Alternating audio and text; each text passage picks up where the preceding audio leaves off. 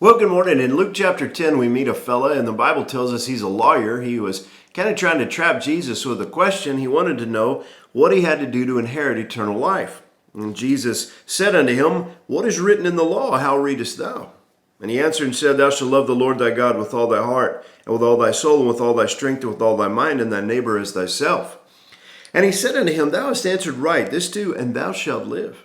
But he, willing to justify himself, said unto Jesus, And who is my neighbor? And Jesus answering said, A certain man went down from Jerusalem to Jericho, and fell among thieves, which stripped him of his raiment, wounded him, and departed, leaving him half dead.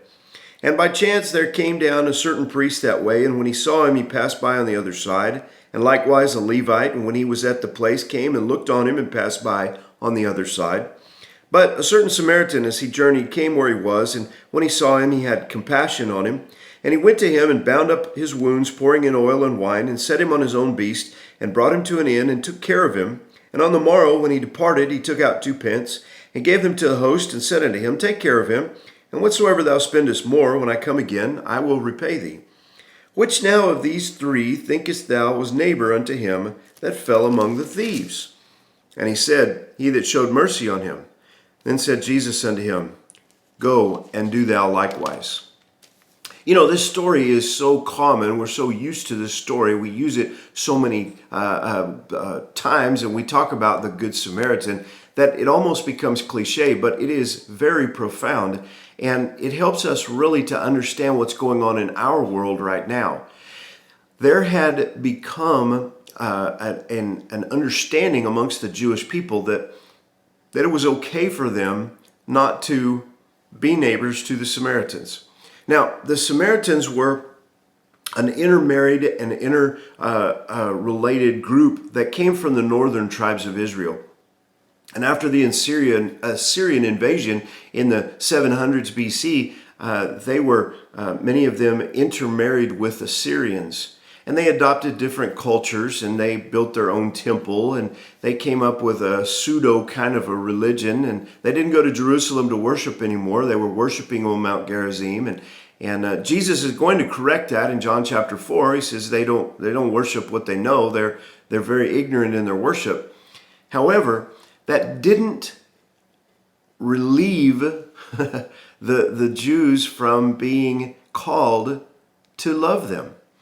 As a matter of fact, they have no dealings with the Samaritans was basically the saying of the day. And so Jesus tells this story, hey, you've just told me that in order to inherit eternal life, you must keep the law. And the guy had told him that, right? So he had just given him a priest and a Levite, and they had not kept the law. What Jesus was saying to him is by your own words, you've trapped yourself here, because not only are they not keeping the law, but they're not righteous. And these are the guys that are carrying on the temple worship, because in order to be righteous, you're supposed to love your neighbor as yourself. And when they walked past and ignored that man on the side of the road, they're not righteous. Now that would have had to come crashing down on that lawyer's head as he thought about these things. You know, the answer in our country, in our world, to racism is this story. This is the answer. The answer is to love your neighbor as yourself, whoever your neighbor might be. It doesn't matter what their culture is, what their religion is, what their background is, what their skin color is. It doesn't make any difference what those things are. The answer is to love one another, to be a good neighbor, to take as good a care of your neighbor as you would yourself. That's what it says, love your neighbor as yourself.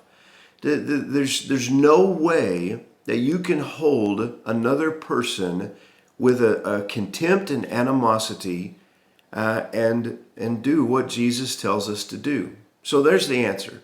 It really is a simple answer. It's always been a simple answer. And our culture and our world just tries to make things so difficult. I just want to encourage you this morning. Let's put into practice this new life that Jesus has given us. Let's love our neighbors ourselves, not so we can gain eternal life, but because we already have it. God bless you. Hope you have a great day.